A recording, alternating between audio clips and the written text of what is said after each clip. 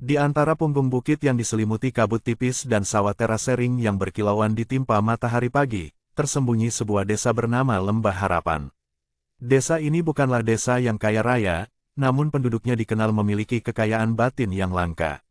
Di pusat Lembah Harapan, berdiri sebuah rumah kayu tua yang selalu ramai dikunjungi. Itu adalah kediaman Pak Tua Hasan, seorang tetua bijak yang matanya menyimpan ketenangan lautan dan senyumnya sehangat mentari. Pak Tua Hasan adalah guru tidak resmi bagi seluruh penduduk, mendengarkan keluh kesah dan memberikan nasihat.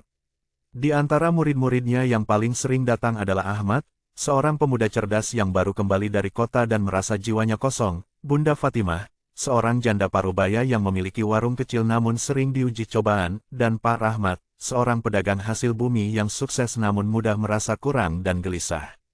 Ada pula Pak Bima, seorang pengrajin kayu yang hidup sederhana tetapi selalu tampak bahagia, Ibu Kartika, seorang guru mengaji yang lembut dan sering menjadi sasaran gunjingan, dan Zahra, sahabat Ahmad yang periang namun kadang lidahnya terlalu cepat berbicara. Suatu sore, Ahmad datang dengan wajah muram. Ia baru saja melihat teman lamanya di kota membeli mobil mewah, sementara ia harus puas mengendarai motor tuanya. Pak Tua, keluh Ahmad, suaranya tercekat, saya merasa sakit. Sakit yang bukan di badan, tapi di sini, ia menunjuk dadanya. Melihat orang lain punya lebih, hati saya terasa perih dan tidak tenang. Apakah ini yang disebut penyakit dunia? Pak Tua Hasan meletakkan cangkir tehnya perlahan. Angin sore membawa aroma melati dari pekarangan. Ahmad, anakku, kata Pak Tua Hasan lembut, penyakit dunia bukan hanya kemewahan yang kau kejar, tapi kuman-kuman batin yang kau biarkan bersarang. Itu adalah sejenis infeksi jiwa. Infeksi yang membuatmu buta terhadap nikmat yang sudah ada dan tuli terhadap suara hati yang damai. Ada 7 kuman utama yang harus kita basmi jika ingin jiwa kita sehat dan bahagia. Ahmad, Zahra, dan Pak Rahmat yang kebetulan sedang berada di sana, mendekat. 7 pilar ini adalah benteng jiwamu, lanjut Pak Tua Hasan. Mereka adalah syukur, sabar, ikhlas, berhati bersih, berpikir positif, membuang iri dengki, dan menjauhi lisan kotor, yaitu gibah, namimah, dan fitnah. Tapi, bagaimana caranya agar 7 pilar itu benar-benar menjadi darah daging kami, Pak Tua? Tanya Pak Rahmat, tanpa sadar menunjukkan kegelisahan batinnya sendiri. Saya punya harta, tapi ketenangan itu rasanya selalu jauh. Ketenangan adalah hasil, bukan barang dagangan, Rahmat, jawab Pak Tua Hasan sambil tersenyum misterius. Mari kita saksikan bersama, bagaimana ke-7 pilar ini bekerja dalam kehidupan kita sehari-hari. Penyakit pertama yang paling mudah menular adalah iri dengki, rasa tidak suka atas nikmat yang didapat orang lain. Di Lembah Harapan, sasaran rasa iri itu seringkali jatuh pada Pak Bima, si pengrajin kayu. Pak Bima, dengan tangan terampilnya, mampu mengubah batang kayu biasa menjadi perabot ukir yang indah. Pesanan datang dari kota, membuatnya berpenghasilan lumayan. Namun, ia dan istrinya tetap hidup sederhana, rumahnya bersih dan tamannya asri. Pak Rahmat, pedagang yang lebih kaya dari Pak Bima, justru merasa panas melihat kebahagiaan Pak Bima. Ia memiliki toko besar dan gudang penuh hasil bumi, tetapi Pak Bima selalu tampak lebih damai. Lihatlah Bima, gumam Pak Rahmat pada dirinya sendiri suatu pagi, saat melihat Pak Bima membantu seorang tetangga memperbaiki atap, pantas saja rezekinya lancar, ia pasti tahu jalan pintas. Tidak mungkin orang sesederhana itu bisa sukses. Sementara itu, Ahmad, yang masih terpengaruh racun iri dengki dari pertemuannya di kota, memutuskan untuk mendatangi Pak Bima. Pak Bima, sapa Ahmad, saya kagum melihat Bapak. Bapak sukses, tapi Bapak tidak terlihat seperti orang yang mengejar dunia. Apa resepnya? Pak Bima tersenyum, mengelap tangannya yang berlumuran serbuk kayu. Resepnya hanya satu, Ahmad, syukur. Syukur, ya, syukur adalah akar. Ketika kamu menumbuhkan akar syukur, hatimu akan penuh. Kau tidak akan melihat ke atas dengan mata cemburu, tapi melihat ke bawah dengan mata kasih sayang, dan melihat ke dalam dengan mata introspeksi. Kemarin, saya hanya punya 1 pahat tua. Hari ini, saya punya 10 alat lengkap. Apakah saya harus membandingkannya dengan pabrik mebel di kota? Tidak, saya bersyukur atas 10 alat ini. Karena syukur, saya tidak pernah merasa kekurangan, meski punya sedikit. Pak Bima mengajak Ahmad ke belakang rumahnya, di mana terdapat sebuah tunggul kayu besar yang diukir sepasang burung yang sangat detail. Tunggul ini adalah sisa dari pohon yang tumbang saat badai bulan lalu, jelas Pak Bima. Banyak yang melihatnya sebagai masalah, sebagai sampah. Tapi saya melihatnya sebagai anugerah. Kayu yang keras, seratnya indah. Ini adalah syukur dalam bentuk yang paling nyata, mengubah masalah menjadi berkah, dan sisa menjadi karya seni. Nasihat itu menohok Ahmad. Ia menyadari, penyakitnya bukan karena kurangnya materi, tapi kurangnya syukur atas apa yang ia miliki, kesehatan, akal, keluarga, dan lingkungan yang damai. Di sisi lain, Pak Rahmat, yang secara tidak sengaja mendengar percakapan itu dari balik pohon, merasa malu. Ia baru sadar bahwa kegelisahannya adalah akibat dari iri dengki yang ia tanam sendiri. Racun iri dengki membuatnya buta terhadap gudangnya yang penuh dan membuatnya menderita atas kebahagiaan orang lain. Ia pulang dengan langkah berat, mulai menyadari bahwa ia sendirilah yang telah merusak pilar syukur dalam hidupnya. Beberapa hari kemudian, Lembah Harapan dilanda hujan lebat yang tak henti selama 2 hari. Musibah ini membawa ujian besar bagi Bunda Fatimah, si pemilik warung. Warung kecil Bunda Fatimah berdiri agak dekat sungai, dan luapan air membanjiri warungnya, merusak hampir semua bahan makanan dan peralatan yang ia miliki. Pagi hari setelah badai mereda, warung itu tampak menyedihkan, penuh lumpur. Ahmad, Zahra, dan Pak Rahmat bergegas datang membantu. Mereka melihat Bunda Fatimah sedang duduk di bangku kayu yang basah, tatapannya kosong namun wajahnya tenang. Bunda Fatimah, ya Allah, kenapa Bunda tidak menangis? Semua barang hancur, seru Zahra, ikut merasakan kesedihan. Bunda Fatimah menarik napas panjang, mengusap debu dari telapak tangannya. Mengapa harus menangis, Nak? Apakah air mata akan mengeringkan lumpur?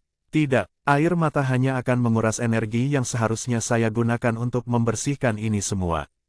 Tapi ini kerugian besar, Bunda, kata Pak Rahmat, merasa iba. Kerugian memang, tapi ini adalah ladang sabar, jawab Bunda Fatimah, senyumnya tipis tapi tulus.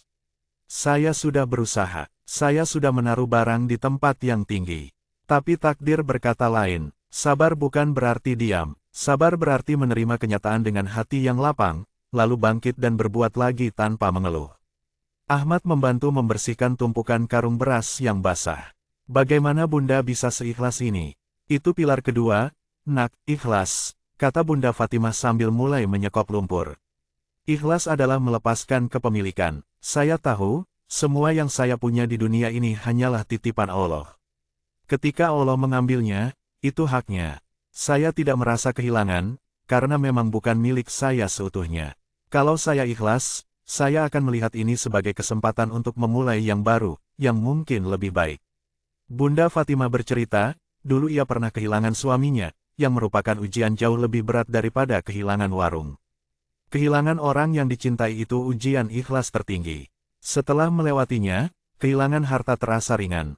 Jadi, air yang datang ini adalah pengingat. Ia datang dan mengambil, dan saya hanya bisa berkata, terima kasih, kau telah mengganti waktu tidur saya dengan waktu membersihkan yang lebih bermanfaat. Kau telah memberi saya kesempatan untuk melihat betapa baiknya tetangga-tetangga saya yang datang membantu. Mendengar itu, Pak Rahmat merasakan sentakan. Ia yang punya gudang penuh, sering mengeluh hanya karena harga jual sedikit turun. Bunda Fatimah yang kehilangan segalanya, justru bersyukur dan bersabar dalam ikhlas. Mereka bekerja sepanjang hari membersihkan warung. Di tengah kelelahan, Bunda Fatimah tetap menyajikan teh hangat dari sisa persediaan yang masih bisa diselamatkan. Ingatlah, ujar Bunda Fatimah, penyakit dunia itu sangat licik. Saat kau diuji, ia datang membisikkan, mengapa harus kamu? Mengapa bukan orang lain? Itu adalah bibit iri, dengki, dan kesyukuran. Tapi ketika kamu menjawab dengan, pasti ada hikmahnya, ini adalah pelajaran bagiku, saat itulah pilar sabar dan ikhlasmu berdiri tegak. Pak Rahmat, yang biasanya hanya menyuruh pegawainya, hari itu bekerja keras dengan tangannya sendiri. Keringatnya terasa lebih bersih, dan hatinya terasa lebih ringan daripada saat ia hanya menghitung untung rugi di tokonya. Jika iri dengki adalah racun yang merusak diri sendiri, maka gibah, namimah, dan fitnah adalah senjata yang merusak orang lain dan komunitas. Ketiganya adalah manifestasi dari lisan yang kotor dan hati yang tidak terjaga. Penyakit lisan ini mulai menyebar saat Ibu Kartika, guru mengaji yang selalu sopan dan berwajah teduh, dituduh melakukan kecurangan dalam pembagian beras zakat. Semuanya berawal dari namimah, adu domba, yang disebar oleh sepasang ibu-ibu yang iri terhadap popularitas Ibu Kartika. Mereka berbisik kepada beberapa tetangga bahwa Ibu Kartika telah menyimpan sebagian beras untuk dirinya sendiri. Bisikan itu berkembang menjadi gibah, membicarakan aib atau keburukan orang lain di belakangnya, meskipun benar. Orang-orang mulai bergunjing di pasar dan di tepi sumur.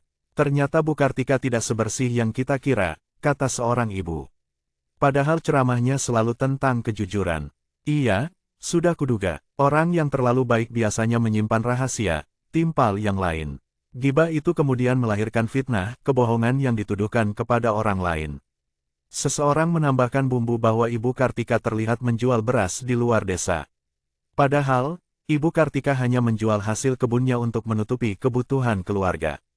Ibu Kartika yang mendapati dirinya dijauhi dan disindir, hanya terdiam. Ia merasa sakit hati, namun ia ingat nasihat Pak Tua Hasan untuk mengamalkan pilar kelima, berhati bersih. Ia mendatangi Pak Tua Hasan, air mata tak terbendung. Pak Tua, saya difitnah. Saya digibah. Saya hanya punya nama baik. Sekarang saya merasa dunia begitu kejam. Bagaimana saya bisa menjaga hati saya tetap bersih ketika lumpur fitnah dilemparkan kepada saya? Pak Tua Hasan mendengarkan dengan sabar. Ia kemudian memanggil Ahmad, Zahra, dan Pak Rahmat, yang kini sudah menjadi tim inti penolong di desa. Pilar berhati bersih adalah kunci, Kartika, ujar Pak Tua Hasan. Hati yang bersih seperti kaca. Kalau kotoran dilemparkan, ia memang menempel. Tapi hati yang bersih juga memiliki kekuatan untuk melihat kotoran itu bukan sebagai bagian dari dirinya, melainkan sebagai kotoran yang datang dari luar.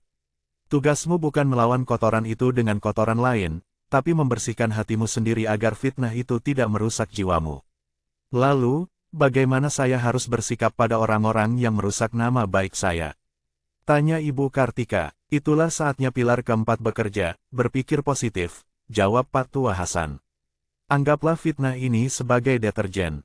Ia memang menyakitkan dan pedas di mata, tapi ia berfungsi membersihkan dirimu dari rasa ujub, bangga diri, dan sombong yang mungkin tanpa sadar bersembunyi di hatimu. Berpikir positif bukan berarti membiarkan fitnah. Tapi berpikir positif berarti menyikapi fitnah itu dengan cara yang tidak akan menghancurkan dirimu. Fokuslah pada kebaikan yang bisa kamu lakukan, bukan pada keburukan yang mereka katakan. Atas saran Pak Tua Hasan, Ibu Kartika tidak membantah atau membalas. Ia justru semakin giat mengajar mengaji dan bahkan menambahkan kelas keterampilan gratis untuk ibu-ibu yang kurang mampu. Ia menunjukkan kebenaran melalui tindakannya, bukan melalui perdebatan lisan. Ahmad, Zahra, dan Pak Rahmat, yang kini mulai menjauhi lisan kotor, melakukan penyelidikan kecil. Zahra, yang sempat terbawa gibah di awal, kini sangat berhati-hati. Saya sadar, Pak Tua, kata Zahra, gibah itu seperti memakan bangkai saudara sendiri. Rasanya enak saat diucapkan, tapi memuakkan setelahnya, dan merusak hubungan selamanya. Mereka akhirnya menemukan bukti bahwa tuduhan itu hanyalah fitnah yang dimulai dari namimah yang cemburu. Mereka mengumpulkan bukti pembagian beras yang rapi dan transparan. Kebiasaan buruk lisan gibah, namimah, fitnah telah menciptakan keretakan di lembah harapan. Pak Tua Hasan memutuskan untuk mengadakan pertemuan di balai desa. Pak Rahmat, yang kini mulai berjuang melawan iri dengki, merasa harus berani.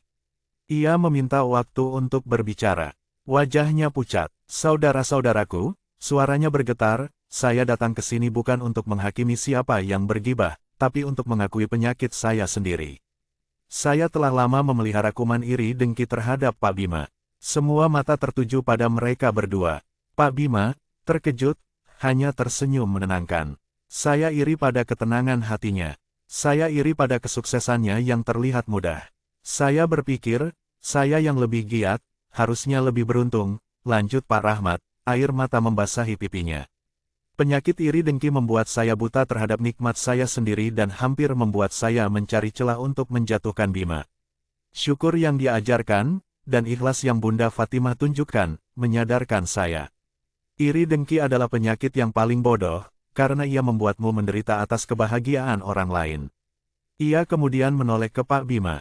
Maafkan saya, Bima. Saya berjanji, mulai hari ini, saya akan belajar syukur atas apa yang saya miliki, bukan beriri dengki atas apa yang kamu miliki. Pak Bima berdiri, memeluk Pak Rahmat erat. Saudaraku, tidak ada yang perlu dimaafkan. Justru saya berterima kasih, karena kejujuranmu ini adalah cermin bagi kita semua. Hati saya sudah lama bersih dari prasangka buruk terhadapmu. Saya tahu kau hanya sedang tersesat. Setelah pengakuan yang menyentuh itu, fokus beralih pada masalah Ibu Kartika. Dengan bukti yang dikumpulkan Ahmad dan Zahra, pelaku fitnah dan namimah akhirnya mengakui perbuatannya. Pak Tua Hasan mengambil alih. Lihatlah, katanya dengan suara berwibawa, fitnah dan namimah lahir dari iri dengki, dan ghibah adalah makanannya. Ketika kamu membiarkan iri dengki di hatimu, lidahmu otomatis akan menjadi kotor, dan kotoran itu akan meracuni satu desa. Kita harus selalu menjaga pilar berhati bersih. Bagaimana cara menjaganya, Pak Tua? Tanya seorang warga. Dengan berpikir positif, jawab Pak Tua Hasan. Jika kamu melihat seseorang sukses seperti Pak Bima, berpikir positif akan membisikkan, Alhamdulillah, pasti dia bekerja keras, semoga saya bisa menirunya. Sebaliknya, pikiran negatif akan berkata, pasti dia curang, rezeki saya jadi berkurang. Pikiran negatif itulah yang memberi makan iri dengki dan membuatmu rela bergibah. Pilihannya ada di tanganmu, memilih pikiran yang membangun atau yang merusak. Ibu Kartika berdiri, senyumnya damai. Ia tidak menuntut hukuman bagi yang memfitnah, tapi ia meminta mereka bergabung dalam kegiatan sosial desa. Saya sudah memilih berhati bersih dan berpikir positif, katanya. Saya telah mengikhlaskan rasa sakit ini. Saya berharap, mari kita tinggalkan lisan kotor dan kita gunakan lidah kita hanya untuk memuji, mendukung, dan mendoakan kebaikan. Peristiwa di balai desa itu menjadi titik balik bagi Lembah Harapan. Para tokoh kita telah melalui ujian dan kini memahami betul 7 pilar kedamaian jiwa. 1. Pilar syukur, akar kehidupan. Ahmad kembali ke rumahnya. Ia melihat motor tuanya, namun kali ini ia tidak membandingkannya dengan mobil mewah temannya. Ia bersyukur, motor itu membawanya ke Lembah Harapan, membawanya belajar, dan membawanya bertemu Pak Tua Hasan. Syukur adalah mata air yang tak pernah kering.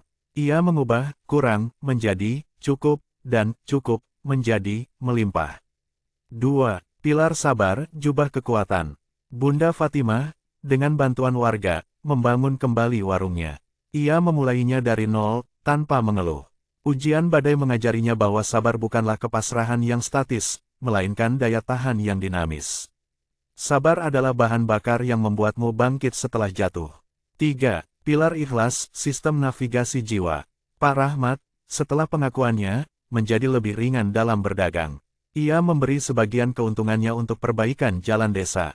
Ia tidak lagi menghitung untung ruginya dengan ketat, karena ia tahu, memberi dengan ikhlas adalah investasi batin.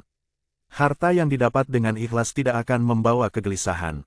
4. Pilar berhati bersih, filter jiwa. Ibu Kartika terus mengajar dengan kasih sayang.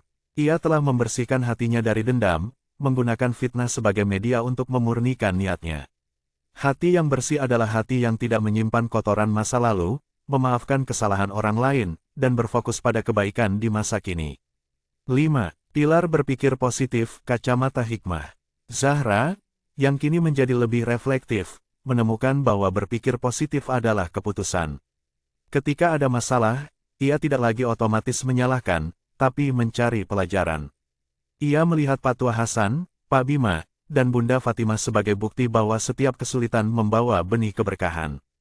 6. Pilar membuang iri dengki, mencabut kuman penyakit. Pak Rahmat kini menjadi sahabat baik Pak Bima. Ia membantu Pak Bima memasarkan ukiran ke kota, dan Pak Bima membantunya menata gudang agar lebih efisien.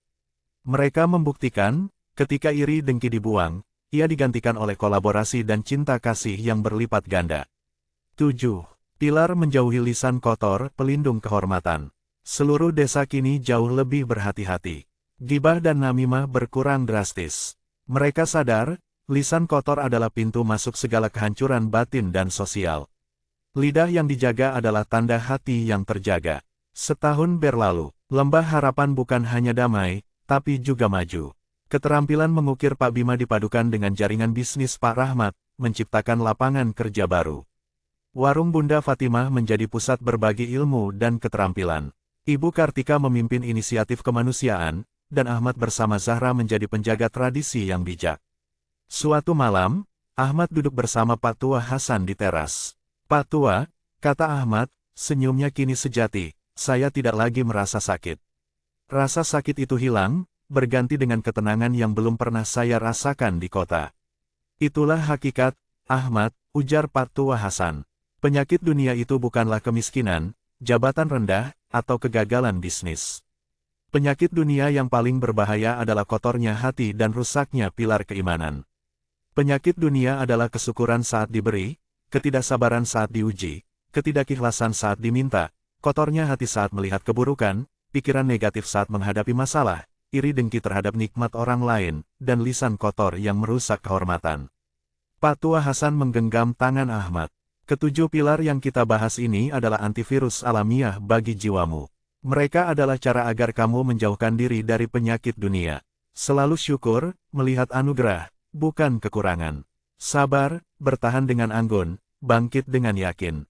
Ikhlas, memberi tanpa mengharap balas, merelakan tanpa menuntut ganti. Berhati bersih, memaafkan dan tidak menyimpan dendam, karena dendam adalah bebanmu sendiri. Selalu berpikir positif, mencari hikmah di balik setiap ujian. Buang iri dengki, bergembira atas kebahagiaan orang lain. Jauhi gibah, namimah, dan fitnah, menjaga lisan adalah menjaga harga dirimu sendiri dan kehormatan orang lain. Jika kamu tegakkan 7 pilar ini, lembah harapan akan selalu ada di dalam hatimu, dimanapun kamu berada. Kau akan hidup di dunia, tapi jiwamu tidak tersentuh oleh penyakitnya." Ahmad mengangguk. Ia tidak lagi mencari kekayaan di luar dirinya, karena ia telah menemukan kekayaan batin yang tak ternilai harganya. Ia akhirnya mengerti, cara terbaik untuk menjauhkan diri dari penyakit dunia bukanlah dengan lari darinya, melainkan dengan memperkuat benteng pertahanan jiwa dari dalam, dengan 7 pilar kedamaian sejati.